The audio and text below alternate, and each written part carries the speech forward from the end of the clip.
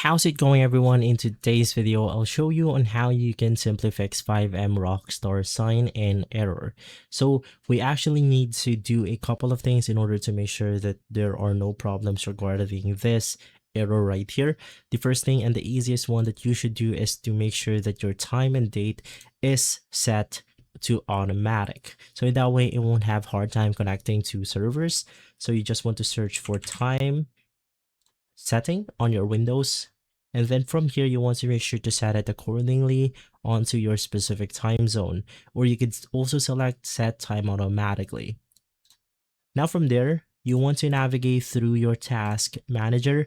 You could also press Ctrl Alt Delete and then head over to task manager, or you could head over to your taskbar, click on task manager, and in here you will be able to proceed on your task menu.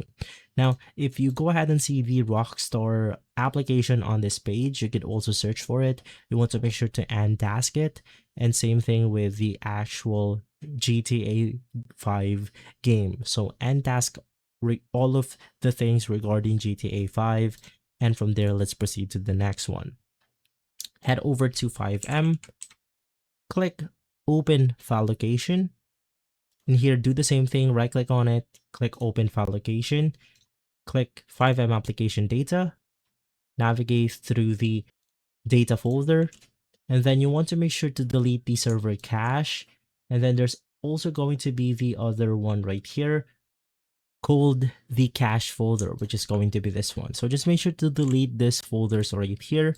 Close out your Fivem, reopen it up, and from there you should be good to go. And before you do that, you also want to make sure to navigate through your launchers. So it could be something like Rockstar, Epic Games, or Steam. And from here, make sure that your account is logged in for GTA 5.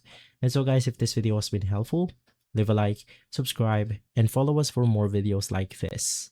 Thanks for watching.